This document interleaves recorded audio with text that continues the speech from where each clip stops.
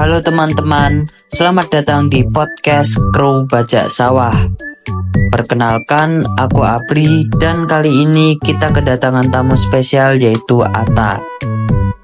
Halo teman-teman, halo. Atta ini salah satu teman sekolah saya yang jago dalam pelajaran berbasis agama Islam.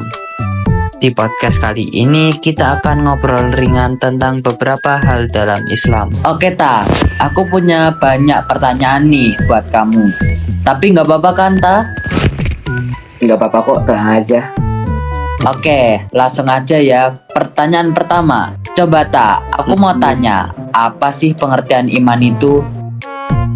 Ini kita Sebentar, saya sudah berpikir. Ini kita tes ya guys, seberapa ngerti Atta sama agama Islam. Oh, kamu jangan gitu, Bri. Kamu jangan meremehkan saya. Wong saya ngerti kok. Jadi iman itu intinya percaya.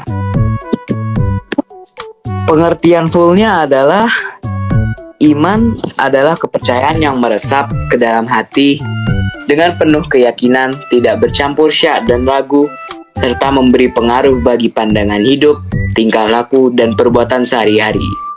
Nah, kejawabkan tuh. Oh gitu, oke. Langsung aja pertanyaan kedua. Oke Ta, lanjut ke pertanyaan yang kedua. Oke, silahkan Mas. Aku kan barusan nanya tentang iman. Ya, Nah, kalau nggak salah, iman ada kan yang berhubungan sama malaikat. ada kok iman kepada malaikat. Aku mau nanya, malaikat yang tugasnya meniup sangkakala itu siapa? Itu namanya malaikat Israfil, Mas. Kalau yang tugasnya nanya di kuburan, Nah, kalau itu ada dua, namanya Mungkar sama Nakir. oh baru tahu aku. Gimana, udah kejawab kan pertanyaannya? Udah kok Ta. Tapi tunggu dulu, aku mau nanya. Kamu hafal cerita salah satu nabi enggak? Satu aja. Hafal kok berapa? Nabi Ayub, kenapa Bri? Mau ceritain? Boleh banget dong, aku juga lagi bosan, Lek. Jadi gini Bri, dikisahkan Nabi Ayub tuh hidup pada tahun 1420 sampai 1540 sebelum Masehi. Nabi Ayub tuh lelaki yang sangat ganteng dan hartanya juga melimpah. Nabi Ayub punya ribuan hewan ternak kayak kambing, domba, unta, lembu, hingga keledai gitu. Terus Nabi Ayub juga punya harta bentuk tanah dan bangunan. Kayak siapa ya? Lupa. Terus istrinya Nabi Ayub juga cantik jelita. Dan alhamdulillah telah memberi Nabi Ayub anak 12. Walaupun diberikan kenikmatan hidup yang banyak kayak gitu, Nabi Ayub itu gak sombong. Beliau juga tak pernah lupa untuk memberikan sedekah kepada orang miskin serta menyantuni anak yatim, duafa, dan lain-lain. Tapi sama seperti nabi-nabi lain, tentu saja Nabi Ayub mendapatkan cobaan. Dikisahkan dalam ceritanya Nabi Ayub itu mendapatkan beberapa cobaan. Kita mulai dari cobaan yang pertama ya. Nabi Ayub itu hidup dengan penuh kenikmatan selama 20 tahun, mulai dari usia 30 hingga 50 tahun. Lalu di usianya yang ke-51, Allah memberikannya cobaan hidup yang bertubi-tubi. Pertama, penyakit kulit. Pada kisah Nabi Ayub diceritakan kalau beliau mulai mendapat ujian kesabaran saat usianya 51 kan. Nah, ujian pertama yang diberikan oleh Allah itu penyakit kulit.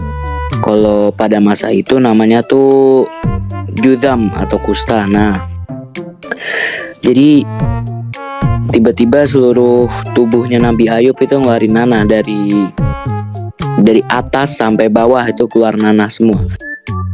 Terus rambutnya itu pun rontok secara perlahan hingga menjadi botak. Kondisinya Nabi Ayub kan yang penyakit kusta kan nular. Jadi apalagi kabar kabar kondisi Nabi Ayub yang kayak gini tuh udah nyebar sampai seluruh negeri. Akhirnya Nabi Ayub pun dijauhi gitu. Terus habis itu yang kedua ditinggalkan anaknya. Jadi cobaannya itu anak-anaknya Nabi Ayub meninggal semua dalam sekejap. Meninggalnya tuh karena pas mereka berdua belas tuh lagi makan kayaknya bareng keluarganya. Tiba-tiba atap rumahnya roboh, jatuh nimpa mereka semua. Nggak ada yang selamat karena tewas di tempat semua, meninggal di tempat. Terus habis itu cobaan yang ketiga, harta bendanya habis. Setelah 12 anak yang meninggal, seingatku itu terjadi badai topan yang membuat semua ternak milik Nabi Ayub mati. Kebun dan sawah yang dimilikinya pun juga kena hama sehingga gagal panen. Dalam sekejap saja Bri, Nabi Ayub yang tadinya merupakan orang terkaya kayak Bill Gates Bri, jadi orang miskin yang tidak memiliki harta benda. Rumahnya rubuh, ternaknya mati, kebunnya gagal, semuanya hancur binasa. Nabi Ayub pun ya karena kondisinya emang udah gitu, dijauhin masyarakat dan lain-lain, yang peduli juga cuma istrinya. Akhirnya beliau itu pindah ke pinggiran negeri untuk mengungsi. Sekarang kita beralih ke cerita mukjizatnya.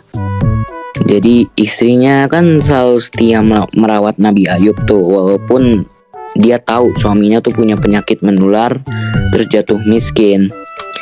Pernah di suatu hari, karena kasihan tuh sama kondisi suaminya, istrinya Nabi Ayub tuh ngomong, kamu berdoa aja kepada Allah Subhanahu wa Ta'ala untuk disembuhkan penyakitnya, biar bisa berdakwah lagi.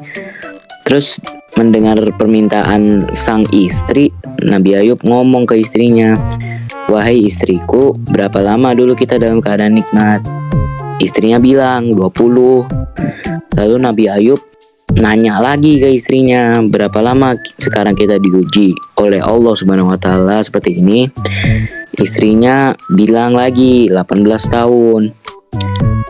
Terus mendengar jawaban istrinya, Nabi Ayub pun bilang ke istrinya kalau dirinya masih malu meminta kepada Allah.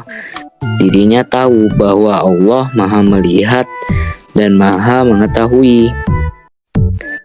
Tapi mukjizat aslinya itu mukjizat asli apa namanya? Ya aku nganggapnya mukjizat asli sih.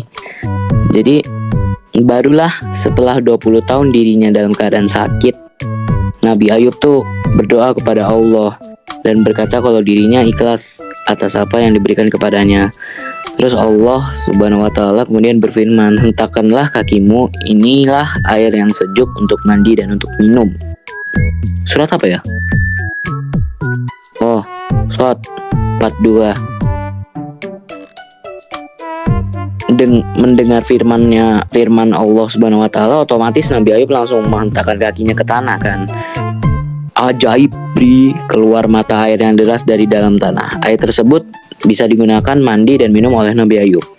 Setelah mandi dan minum dengan air tersebut, penyakit Nabi Ayub langsung hilang. Kondisi fisiknya pun lebih sehat dibanding 20 tahun saat sebelum beliau sakit. Oh iya, kalau nggak salah seingatku tuh, pokoknya entah gara-gara apa beliau tuh bernazar kalau misalnya Nabi Ayub tuh bernazar atau janji gitu kalau dia bakal nyambuk istrinya 100 kali pas dia udah sembuh. Tapi pas dia udah sembuh, entah karena kasihan kayak mikir masa cewek kayak gini udah ngerawat baik-baik, ku cambuk 100 kali kan nggak mungkin. Akhirnya dia ngumpulin 100 helai tanaman apa gitu, terus habis itu dicambukin ke istrinya 100 kali. Jadi damage-nya nggak sakit-sakit banget lah. Udah gitu aja sih.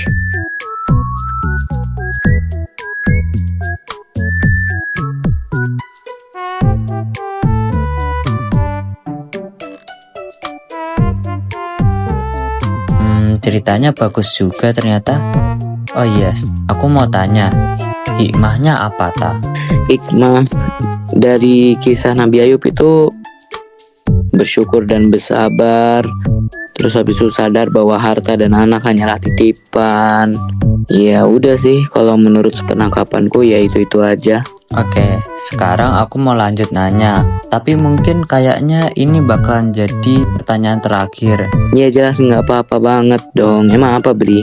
Kita kan udah bicara tentang iman nih.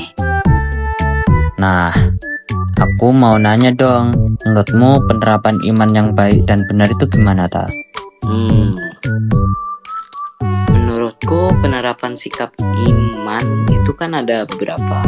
Karena emang iman ada 5. Iman kepada Allah, kepada Rasul, malaikat, hari akhir, terus sama kode dan qadar. Enggak, 6. Ya Allah, lupa lagi aku. Yang di tengah-tengah tuh ada iman kepada kitab. Nah, tapi yang kita cuman ambil dari 2 contoh aja di sini. Kalau penerapan sikap iman, percaya bahwa Allah itu esa, taat akan perintah Allah dan jauhi larangannya. Terus habis itu kayak apa? Percaya Rasul sebagai utusan Allah, percaya hari akhir itu ada, meyakini para Rasul. Ya gitu-gitu sih, Bri. Wah, Ata nih gila loh. Keren banget loh, guys. Dia bisa jawab semua pertanyaan dari aku. Gila sih Ata nih harus diberi jempol ini. Kayaknya kita akhirin aja deh podcast kali ini. Makasih banget buat Ata yang udah mau hadir. Dan see you next video. Dadah.